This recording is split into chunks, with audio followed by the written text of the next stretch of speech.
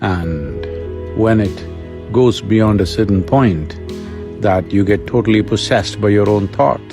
Almost 90% of the human suffering is in just this.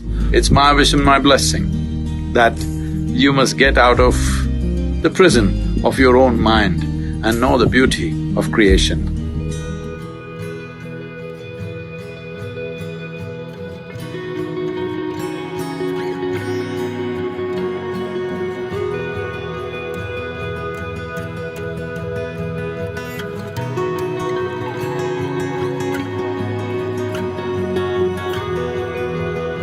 Lethargy comes from overconsumption of either food or thought. One may think how overconsumption of thought would bring lethargy, though everyone can understand overconsumption of food definitely brings lethargy. Well, if you become consumed by thought, you will see you would not like to move out of your bed. I did not talk about thinking, I'm talking about overconsumption of thought. That means thought is continuously flowing without your effort, without your focus, without your intent. Once it becomes like this, you will see naturally you feel like avoiding physical activity. And when it goes beyond a certain point, that you get totally possessed by your own thought. Well, there are ugly names to describe that in medical terms. It's important. There is a certain amount of moderation in consumption of food and endless amount of thought that could happen. Thinking consciously and just consuming or living upon thought or being consumed by thought are very different things.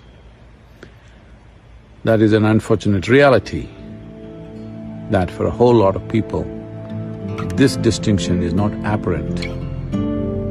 And the price that humanity is paying for that is not a fair price.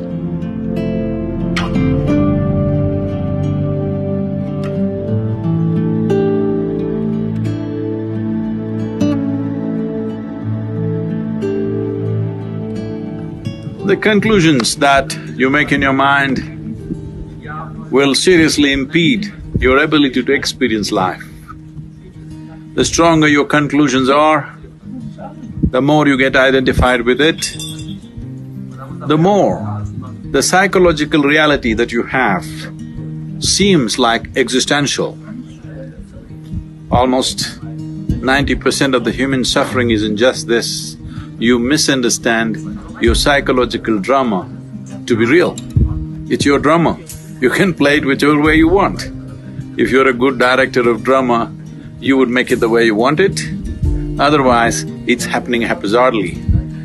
Well, this is the reality of existence. How beautiful it is, but most people choose to live in their mind because they have made strong conclusions and it's no more a choice as to where they live.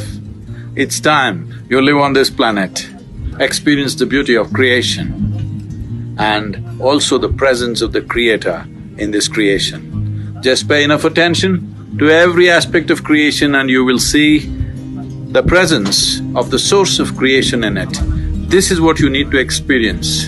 The psychological drama is your making. It is too puny compared to the existential drama that's happening here. It's time you enjoy this. It's my wish and my blessing that you must get out of the prison of your own mind and know the beauty of creation. The most fundamental aspect that you need to take care of is that you don't make conclusions. If you do not make conclusions, the doors of your mind will not close.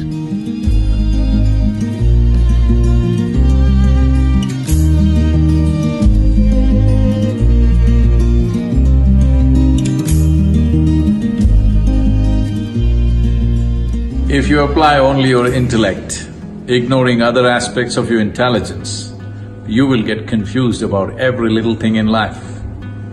Because intellect is a cutting instrument, it's like a knife.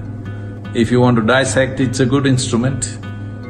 But if you try to sew with a knife, you will be left in tatters. Well, that is what most human beings are experiencing right now, that they are using a cutting instrument to stitch, to put things together. Well, the more effort that you make, the more into bits and pieces human beings will become within themselves. There was a time they divided the world, then they divided more and more. You have seen this, there was a time people could live together. There were families in India where there were 400, 600 people in one family living in one house. Then slowly it became just parents and children and grandchildren. Now grandparents became a little bit of a problem, so we send them elsewhere. Now children become a problem, we send them elsewhere. And slowly husband and wife are living in separate houses, meeting on weekends. Not just that, within yourself you split yourself into many people by cutting yourself into pieces, because this is the process of dissection. If you use only your intellect for every dimension of life, this is where you will get. One day you will get schizophrenic, yes. So it's important, the other dimensions of intelligence come alive within you. Without those dimensions of intelligence being alive, your heart wouldn't beat, your liver wouldn't function, your kidney wouldn't function, all this wouldn't happen. This is not done by your intellect. So there are dimensions of intelligence within you which must be explored and brought alive into your conscious nature.